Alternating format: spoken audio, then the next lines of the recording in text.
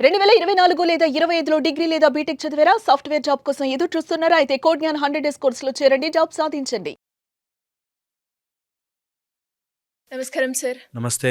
మన వీడియోస్ కింద చాలా మంది రకరకాల కామెంట్స్ అయితే పెడుతూ ఉన్నాయి సార్. అందులో ఒకటి, నేను ఒక అబ్బాయిని 5 సంవత్సరాలుగా ప్రేమించాను అండ్ తీరా ఇంకా మా ఫ్యామిలీకి చెప్పి అతన్ని పెళ్లి చేసుకుందాము అని 1 ఇయర్ బ్యాక్‌కి ఇంట్రడ్యూస్ కూడా నేను చేశాను. ఆ తర్వాత నాకు తెలిసింది ఆ అబ్బాయి ఆల్రెడీ మ్యారేజ్ అయింది అని. ఇప్పుడు నేను ఆ అబ్బాయిని నమ్మాను, ప్రేమించాను. ఇప్పుడు నేనేం చేయాలి?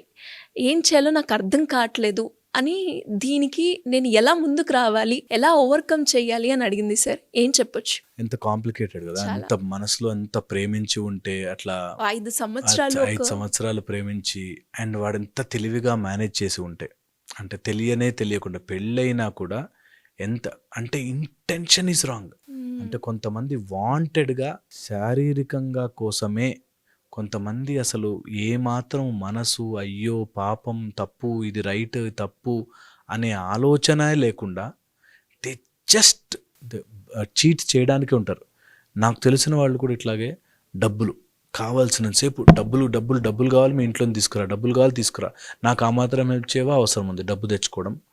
అండ్ ఎప్పుడు ఛాన్స్ దొరికితే అప్పుడు, ఎంతసేపు ఛాన్స్ దొరికితే అంతసేపు బయటకు తిప్పాలి, పార్కులు తిప్పాలి, ఫిజికల్గా చేయాలి, ఎంజాయ్ చేయాలి, ఇంతే ఉంటుంది. కానీ ఒక లైఫ్ గోల్, ఒక పర్పస్, నాకంటూ ఒక జీవితం, నాకంటూ ఒక కెరియర్, ఒక ఫ్యామిలీ, ఈ టైప్లో ఆలోచించరు.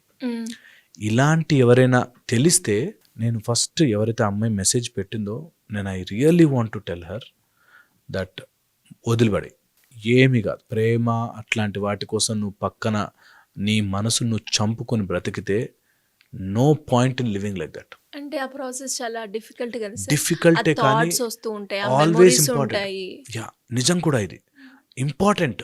దట్ ఆ థాట్స్ మెమరీస్ వచ్చినా పర్లేదు, కానీ ఇంకా హియర్ ఫర్దర్ ముందుకు వెళ్ళి వాడిని ఏదో కన్విన్స్ చేసి ఆమె లైఫ్ను ఇంకొక అమ్మాయి ఆమెకు డైవర్స్ ఇప్పించి పెళ్లి చేసుకుని, లేకపోతే ఉన్నా పర్లేదు అని పెళ్లి చేసుకుంటా, నీకు life will not be easy. ఈ కష్టం నయం. ఓకే. ఎప్పుడు ఇంజెక్షన్ నొప్పి ఉంటుంది, కానీ ఇంజెక్షన్ తర్వాత రిలీఫ్ అవుతుంది. అలాగే నీది ఏదైనా ఒక డెసిషన్ తీసుకొని ముందుకెళ్ళాలంటే నొప్పి ఉంటుంది, బాధ ఉంటుంది, but that's how you have to take it. ఒక మెడిసిన్ చేదుగానే ఉంటుంది. అలాగే ఇలాంటి ఎప్పుడైనా వస్తే, నంబర్ 1, అలా ఏదైనా తెలిసి నిన్ను మోసం చేస్తున్నట్టుగా తెలిస్తే, అయినా నేను మోసపోతాను అనుకోవడం మూర్ఖత్వం. ఇక్కడ కూడా మోసపోవద్దు. అంటే నేను అక్కడ చెప్పేశాను కానీ లోపల ఎందుకు బాధ? నేను చీట్ చేశాడు, నిన్ను చీట్ చేసినందుకు వాడు బాధపడాలి, నువ్వు కానే కాదు. ఇది నంబర్ 1. ఓకే.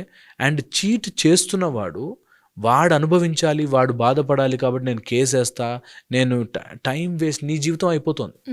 నీ జీవితం ఈ స్టికింగ్ అవే. నీ జీవితాన్ని వెరీ వెరీ ఇంపార్టెంట్, పదిలంగా కాపాడుకోవాలి. ఎన్ని కోట్లు ఇచ్చినా కొనుక్కోలేంది ప్రశాంతత. ఈ ప్రశాంతత కోసం ఏదైనా చేయొచ్చు. ఓకే.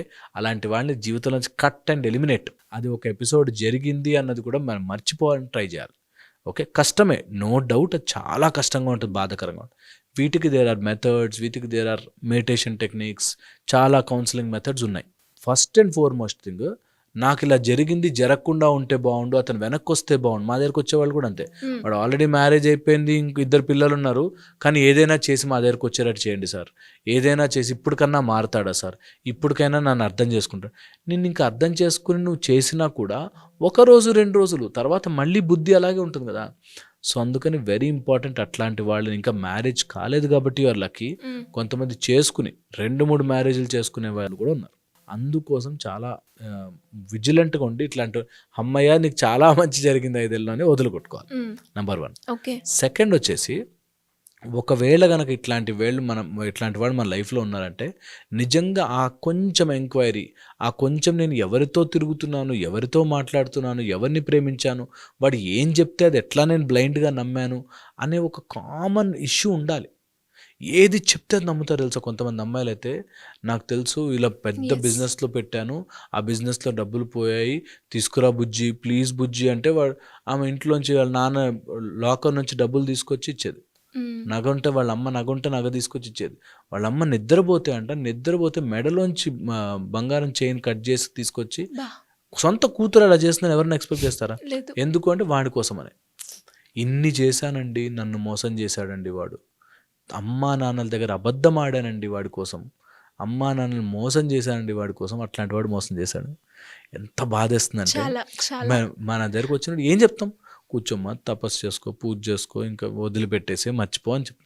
ఎంత ఇంపార్టెంట్ అంటే వాళ్ళు క్షమించుకోలేరు. ఖచ్చితంగా అక్కడ వాళ్ళని లాస్ అయిపోతారు. లాస్ అయిపోయి అయ్యో నేను అమ్మా నాన్నని మోసం చేశాను రా వీడి కోసం, వీడు ఎలా చీట్ చేశాడని చెప్పి. అండ్ అలాంటి దుర్మార్గులు ఉన్నారు. అందుకే జాగ్రత్త పడండి. అమ్మాయిల్లో ఉన్నారు, అబ్బాయిల్లో ఉన్నారు. వీళ్ళు మోసం చేయడమే టెండెన్సీ. నేను వీళ్ళని ఎలా చూస్తాను తెలుసా, కొంతమంది బండికి సైలెన్సర్ పెట్టుకోకుండా టప్ టప్ టప్ టప్ టప్ సౌండ్ వస్తున్నా బండి యూజ్ చేస్తుంటారు సార్. వాడు పక్కన ఇరిటేట్ చేయడానికే, దానివల్ల వాడికి ఏం సుఖం ఉండదు, అయినా చేస్తారు. అలాగా ఇలాంటి వాళ్ళు పక్కన వాళ్ళని నాశనము చేయడానికి, వాడి కోరికలు తీర్చుకోవడానికి ఎవడు ఎటుపోయినా సరే అనేటట్టుగా ఉంటారు. సో అలాంటి వాళ్ళతో చాలా జాగ్రత్తగా ఉండాలి. అండ్ నాకు తెలిసి కోర్ట్స్లో, లీగల్ సిస్టంలో స్ట్రాంగ్ పనిష్మెంట్స్ రావాలి.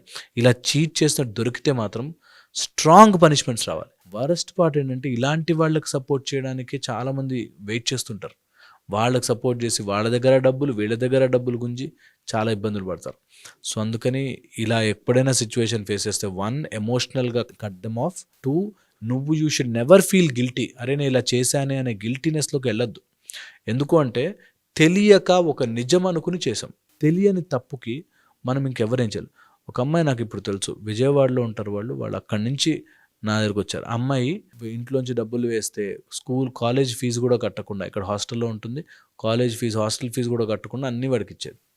వాడి కోసం టీషర్ట్లు కొనిచ్చి, బర్త్డే గిఫ్ట్లు కొనిచ్చి, అన్ని రకాలు చేసి, ఇప్పుడు ఇంటికి తీసుకెళ్తే నాకు మీరొద్దు అబ్బాయి కావాలి. వాడు ఎక్కడ తిరుగుతున్నాడు, కనీసం కాల్ బ్యాక్ కూడా చేయలేదు. కానీ ఎక్కడ తిరుగుతున్నాడో, ఏం చేస్తున్నాడో తెలియక నాకు అతనే కావాలి, మీరు ఏం చేస్తారో నాకు అతనే కావాలి. ఎందుకు సార్ మరి అమ్మాయిలైనా అబ్బాయిలైనా అంత బ్లైండ్గా నమ్మడానికి ఏంటి అంతలా?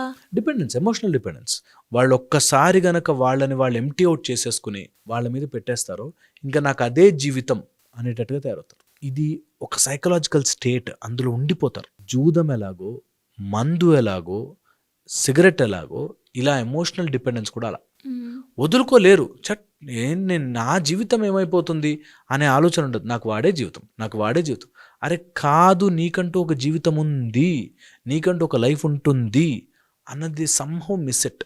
అలా మిస్ అవ్వడం వల్ల కొంతమంది డిప్రెషన్లోకి వెళ్ళిపోయి, వరి అయిపోయి, స్ట్రెస్ అయిపోయి, వణుకుతున్నాయండి చేతులు, భయం వేస్తుంది, రాత్రి ఉలిక్కిబడి లేచి ఇట్లా చేస్తారు. సో ఇలాంటి వాళ్ళని చాలా తొందరగా ఐడెంటిఫై చేసి ఫైట్ చేయాలి. You should be mentally strong to fight such fellows. అలాంటి వాళ్ళు ఎవరున్నా సరే వదిలిపెట్టేయాలి. అలాంటి వాళ్ళని మైండ్లోకి రానివ్వద్దు. బాగా ఎదిగి వాడు మన ఎంత పడగొట్టారో అంతకంత ఎదగాలి. అండ్ రియాలిటీ తెలుసుకోవాలి, ఎవడు మంచి ఎవడు చెడు అనే విచక్షణ రావాలి పిల్లలు అందరికీ. సినిమాల్లో చూపించినట్టు వాడు బైక్ మీద తిప్పాడనో, 4-5 ప్లేసులు తీసుకెళ్ళాడనో, నా చిన్నప్పటి నుంచి మా నాన్న వాళ్ళు రెస్ట్రిక్టెడ్గా పెంచారండి, వాడు నాకు లైఫ్ అంటే ఏంటో చూపించాడు అని చెప్పింది ఒక అమ్మాయి. ఏంటి లైఫ్ అంటే గోల్కొండ ఫోర్ట్లు తిప్పడమా, లేకపోతే చార్మినార్ తీసుకెళ్ళడమా? అదే లైఫ్. పీపుల్ సినిమాలు ఊహించుకుని అట్లా అయిపోతారు పిల్లలు. ఎవరైతే ఇంటర్మీడియట్, డిగ్రీ ఎడ్యుకేషన్ ఉన్నారో వాళ్ళు they should know all this. అరే నువ్వు బైక్ మీద తిప్పినంత మాత్రాన కాదు, వాడికి ఇంకొక బెటర్ ఆప్షన్ దొరికితే వెళ్ళిపోతాడు అన్నది చాలా చాలా చాలా తెలుసుకోవాలి. బెటర్ ఆపర్చునిటీ, బెటర్ ఆప్షన్ అన్నప్పుడు ఇక్కడ కూడా మనం చూసుకోవాలి సార్. అంటే ఒక మనిషికి మనం ఎప్పుడు ఒక ప్రయారిటీ ఆప్షన్ అని చెప్తూ ఉంటారు కదా, ఎప్పుడు ప్రయారిటీ ఇస్తారు, ఎప్పుడు ఆప్షన్గా చూస్తారు సార్? వాళ్ళకి ఎప్పుడైనా మైండ్ సెట్లో నిజంగా ట్రూత్ఫుల్గా ఉన్నవాడికి ఇవంతా వర్తించదు. ట్రూత్ఫుల్గా లేనివాడు, కన్నింగ్గా ఉన్నవాడు, అవసరం కోసం ప్రేమించేవాడు, డబ్బులు అవసరం ఉన్నాయి, నేను చాలా ప్యార్సే చూసుకుంటాను అని సినిమా కొటేషన్లు చెప్తున్నాడు, ఓన్లీ సినిమాటిక్ లవ్ చూపిస్తున్నాడు, రియల్గా లోపల నుంచి లేదు, తెలిసిపోతుంది. ఓకే, ఇదొకటి. రెండోది వచ్చేసి వీళ్ళు ఆప్షన్గా ఎప్పుడు పెట్టుకుంటారు తెలుసా, when they know you fully. నువ్వు ఎలా, ఎప్పుడు, ఎందుకు, ఎలా రియాక్ట్ అవుతావో తెలుసుకుని దాన్ని ఆప్షన్లో పెట్టుకుంటారు. అందుకే ఎప్పుడు మనమంటూ ఒక గుట్టు ఉండాలి, మనకంటూ ఒక సీక్రసీ, మనకంటూ కొన్ని రూల్స్, మనకంటూ కొన్ని బౌండరీస్ గీసుకోవాలి. అలా ఉంటే నేను ఇలా ఉంటా, that is there.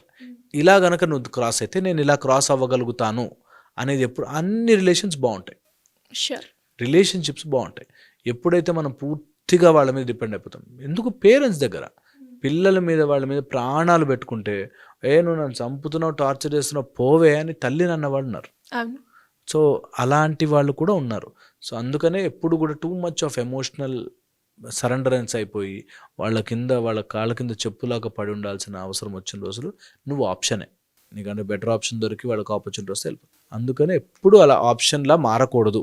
We should have our own self respect and our own self skill to survive in this world. Thank you sir, thank you so much.